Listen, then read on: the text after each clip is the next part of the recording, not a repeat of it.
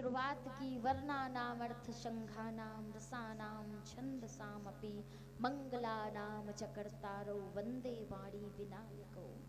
सबसे पहले माता सरस्वती और भगवान गणेश की उपासना, भगवान गणेश का पूजन किया, उनकी वंदना की।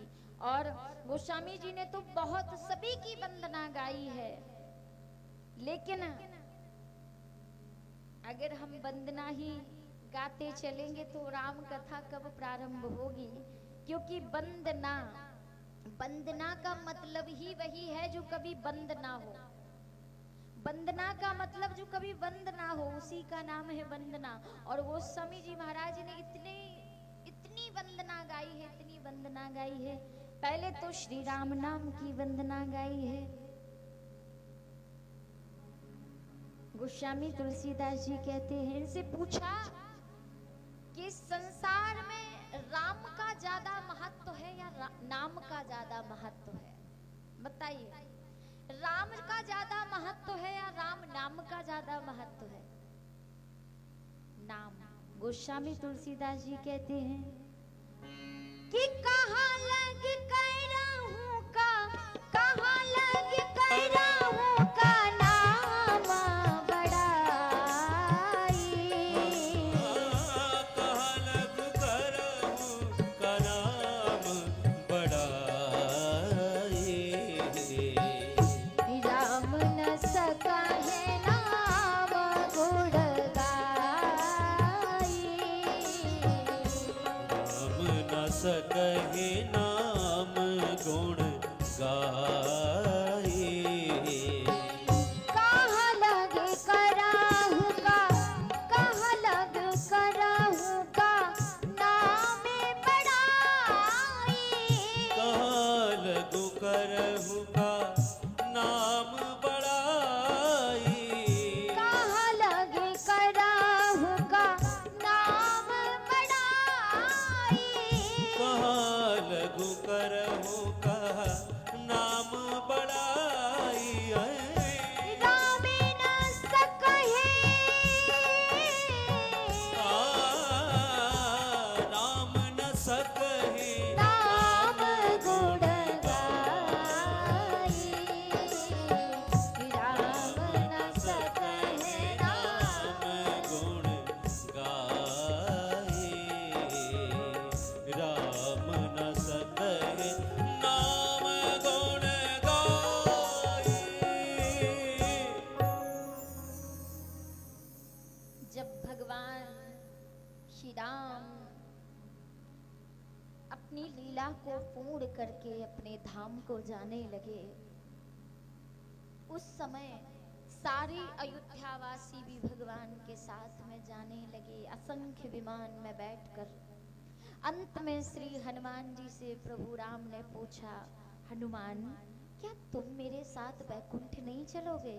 हनुमान जी ने मुस्कुराकर पूछा, प्रभु क्या उस वैकुंठ में आपका नाम मिलेगा, आपकी कथा मिलेगी, राम कथा मिलेगी? राम जी ने मुस्कुराकर कहा, हनुमान वैकुंठ में तो केवल राम मिलेगा, राम कथा नहीं मिलेगी। हनुमान जी ने कहा, तो प्रभु क्षमा करना, मुझे ऐसा वैकुंठ भी स्वीकार नहीं जिस वैकुंठ में राम तो हो लेकिन राम नाम ना हो। मुझे ऐसा वैकुंठ नहीं चाहिए।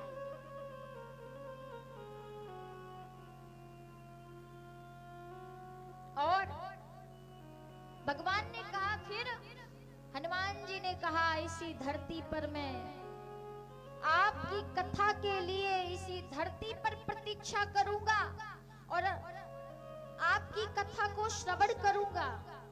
हनुमान जी भगवान राम कथा के इतने अनन्य रसिक हैं, रसिया हैं कि जहां भी राम कथा होती है वहां सबसे पहली हाजिरी हनुमान जी लगाते हैं, सबसे पहले आते हैं और सबसे बाद में जाते हैं।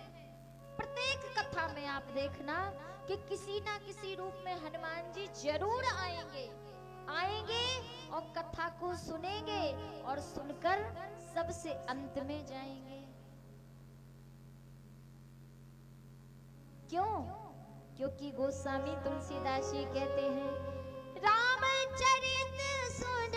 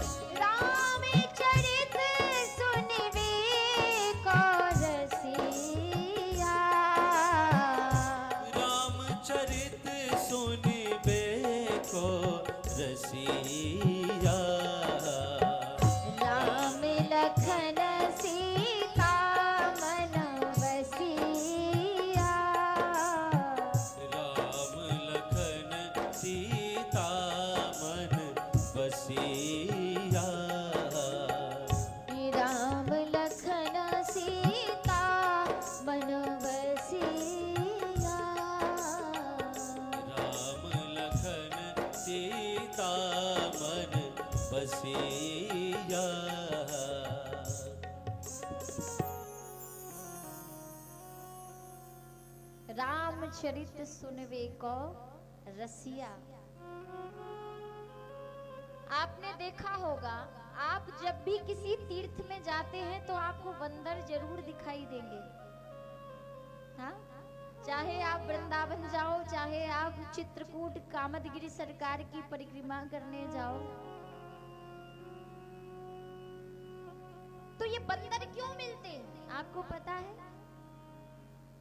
और इन बंदरों की भी एक विशेषता है क्या?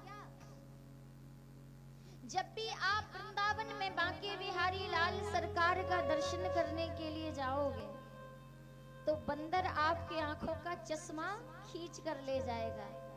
और जब आप चित्रकूट में कामदगिरि सरकार के दर्शन करने जाओगे तो बंदर आपके चप्पल जूते और खाने पीने का सामान ले जाएगा। क्यों? क्योंकि मानो ये बंदर आपसे कुछ कहना चाह रहे हैं। क्या कहना चाह रहे हैं? वृंदावन के बंदर आपसे कहना चाहते हैं कि मेरे बांके बिहारी लाल के सामने जब भी दर्शन करने जाओ तो ये अभिमान का चश्मा उतार कर आओ। जब बांके बिहारी लाल तुम्हें साक्षात रूप में दर्शन देंगे। और चित्रकूट के बंदर आपके चप्पल जूते इसलिए चुरा ले जाते हैं क्योंकि चित्रकूट के बंदर आपसे कहना चाहते हैं कि जिस चित्रकूट की पावन धरा पर नंगे पांव कंकड़ों में मेरे प्रभु श्री राम ने 14 वर्ष तक विचरण किया है और तुम इस चित्रकूट की धरा पर चप्पल जूते पहनकर चल रहे हो। शर्म आनी चाहिए तुम्हें। बंदर हमें सिखाते हैं। ये बंदर और कोई नहीं, कौन है? साक्षात कलयुग के प्रत्यक्ष देवता श्री हनुमान जी महाराज। बोले श्री हनुमान जी महाराज की। क्योंकि हनुमान जी महाराज का एक युग में प्रताप नहीं है, 2 युग में प्रताप नहीं है, 3 युग में प्रताप नहीं है, फिर बोले 4 युग प्रताप तुम्हारा। 4 युग प्रताप तुम्हारा।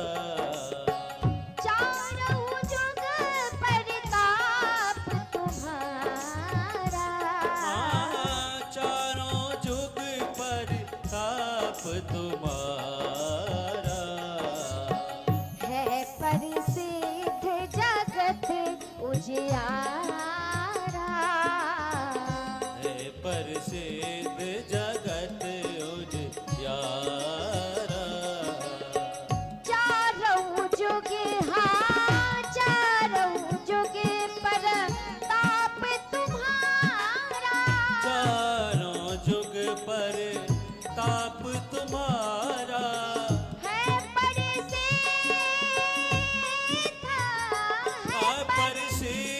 जगत उजियारा।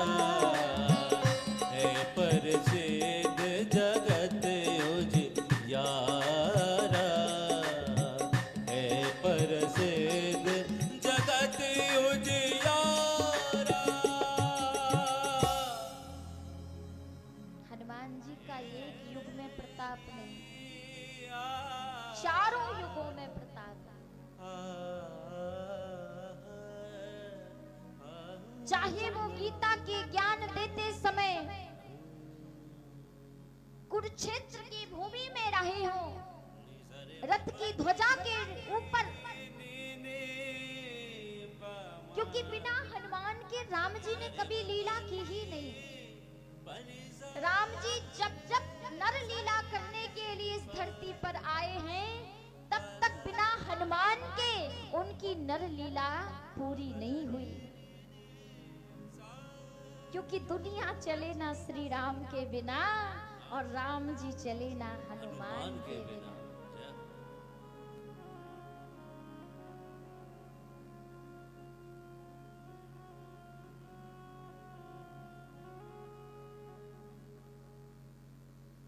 तो श्री राम नाम, राम नाम की वंदना गाई है गोस्वामी तुलसीदास जी ने कि राम से भी बड़ा उनका नाम है।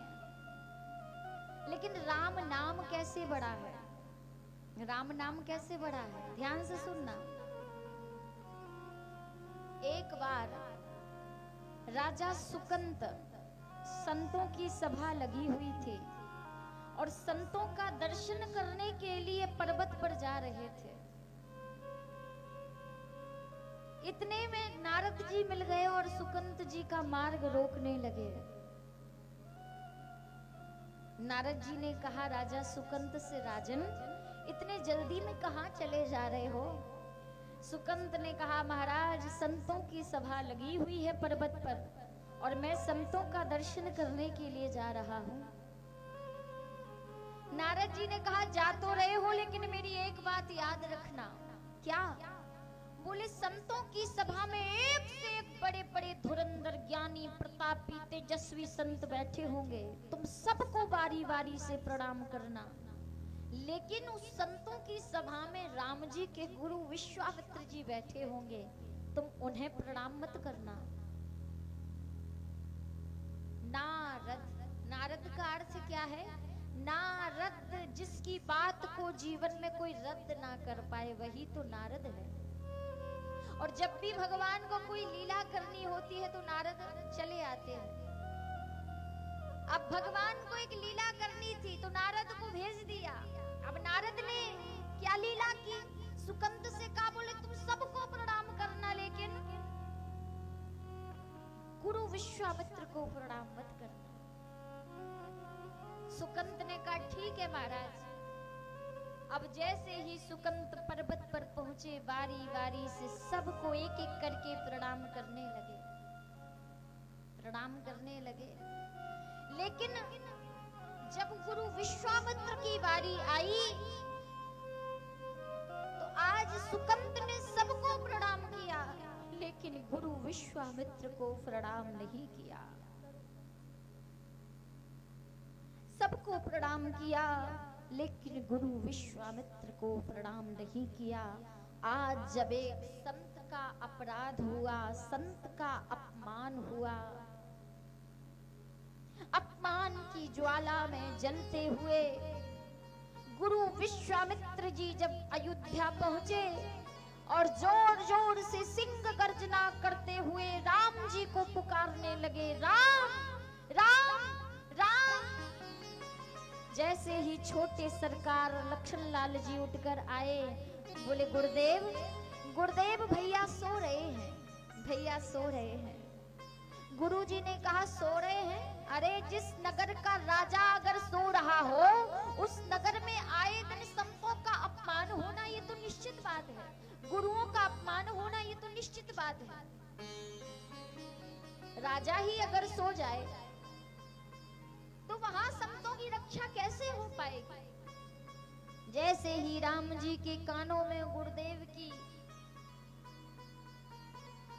आवाज पहुंची, आज राम जी रघुनंदन उठकर खड़े हो गए और जैसे ही राम जी गुरुदेव के चरणों में आए, साष्टांग लेट गए, प्रणाम किया। और जैसे ही राम जी ने पूछा, गुरुदेव क्या हुआ? आज राम जी पूछने लगे, गुरुदेव क्या हुआ? तो गुरुदेव सिंह गर्जना करते हुए बोले, बोले राम राघव, तुम्हें तो ये पूछना चाहिए कि क्या नहीं हुआ। राम जी ने कहा, गुरुदेव बात क्या है? बोले, आज संतों की सभा में बारी बारी से सबको प्रणाम किया गया लेकिन आज मेरा राम तेरे गुरु का अपमान हुआ है, तेरे गुरु का घोर अपमान हुआ है। जैसे ही रघुनंदन राम ने, राघवेंद्र सरकार ने सुना, राम जी क्रोध में उठकर खड़े हो गए और गुरुदेव से बोले, गुरुदेव किस में इतनी सामर्थ्य जो मेरे राम के, मेरे गुरु का अपमान कर सके? बताइए।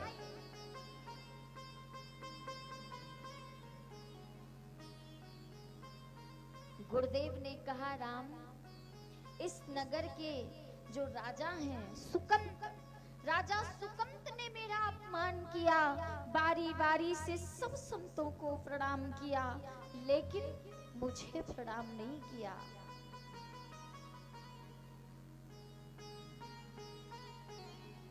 मुझे प्रणाम नहीं किया। राम जी ने कहा, प्रणाम नहीं किया? हाँ।